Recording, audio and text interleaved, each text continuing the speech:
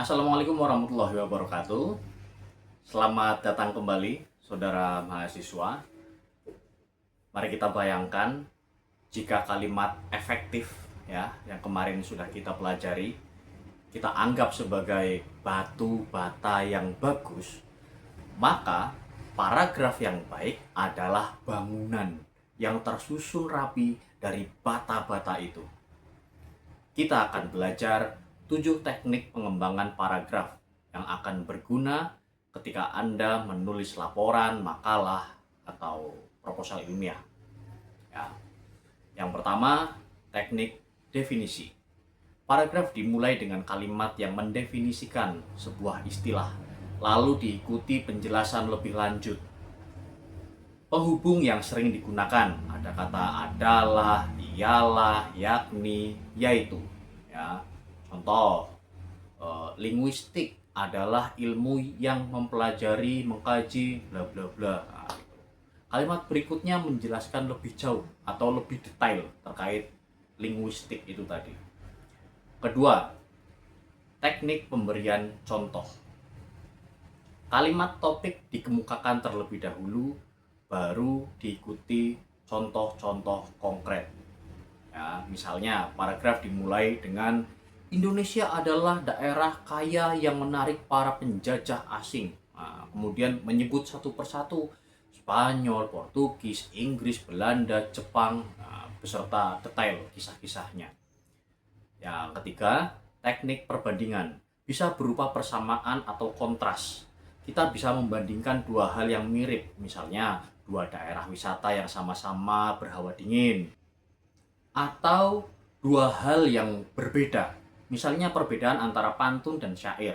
Pantun bersajak A B A B, sementara syair bersajak A A A A. Gitu. Ya, keempat, teknik sebab akibat. Paragraf menjelaskan sebab suatu peristiwa lalu akibat-akibatnya.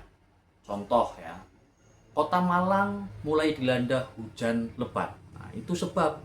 Lalu diikuti banjir, saluran air mampet, kemacetan, siswa terlambat ke sekolah. Nah, itu tadi yang terakhir saya sebutkan adalah akibat-akibatnya. Yang kelima, teknik analogi. Membandingkan sesuatu yang abstrak dengan sesuatu yang konkret. Ya, contohnya, ini klasik ini. Hidup ini seperti roda pedati, berputar, kadang di atas, kadang di bawah. Nah, analogi ini membuat konsep tentang pasang surut kehidupan menjadi lebih mudah dipahami. Ya. Yang keenam, teknik klasifikasi. Kalimat topik menyatakan akan ada pengelompokan. Lalu kalimat penjelas merinci kelompok-kelompoknya. Ya, misalnya, kemampuan dalam public speaking dibagi menjadi dua, yaitu kemampuan kebahasaan dan kemampuan penampilan. Nah, masing-masing dua hal itu dirinci, ya, didetailkan lagi. Ya.